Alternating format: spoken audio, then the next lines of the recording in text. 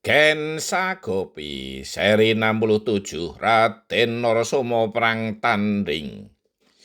Bahkan para raksasa bajang itu, ada yang naik ke panggungan tempat Prabu Kunti Bujo, Dewi Kunti, dan Resi Drwoso.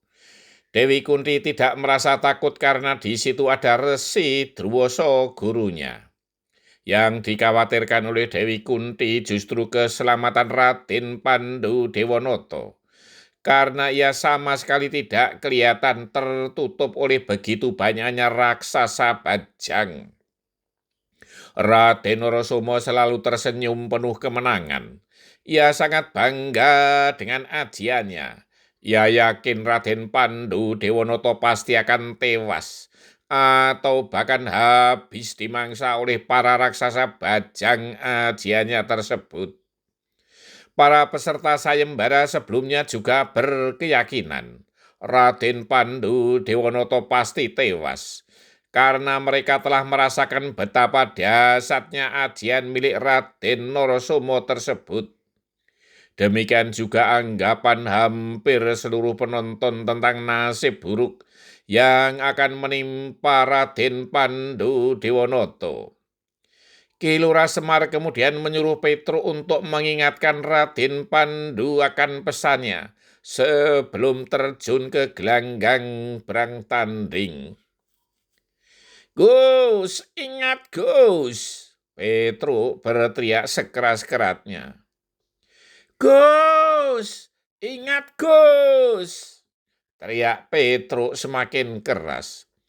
Sayup-sayup Raden Pandu Dewonoto mendengar teriakan Petro. Ia pun kemudian ingat pesan Ki Lurah Semar sebelumnya. Raden Pandu Dewonoto kemudian mengambil sikap samadhi duduk bersila, memusatkan nalar budinya, tidak mengadakan perlawanan sama sekali.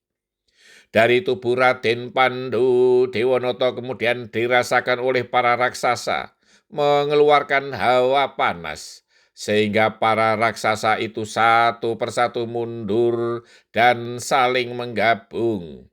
Saling menggabung berlangsung terus. Hingga akhirnya tinggal satu raksasa bajang yang kemudian berlari masuk ke dalam tubuh Raden Narasoma. Raden Narasoma terkejut dan heran. Ia tidak tahu kenapa para raksasa itu tidak menyerang Raden Pandu Dewonoto. Dan justru para raksasa yang jumlahnya ratusan itu, tinggal satu yang kemudian kembali ke dalam tubuhnya. Sebelum Raden Narasoma menyadari apa yang terjadi, tahu-tahu Raden Pandu Dewonoto telah meringkusnya. Tangannya ditelikung di belakang sehingga tidak berkutik. Para penonton pun terlambat menyadari apa yang terjadi. Namun setelah mengetahui Raden Narasoma ditelikung oleh Raden Pandu Dewonoto, segera sorak-sorai meledak di sekitar alun-alun. Bahkan kemudian banyak yang menari-nari kegirangan karena para raksasa telah lenyap dan Raden Narasoma sudah tak berdaya. "Hidup Raden Pandu!" Seseorang telah berteriak. "Hidup Raden Pandu! Hidup Raden Pandu! Hidup Raden Pandu!"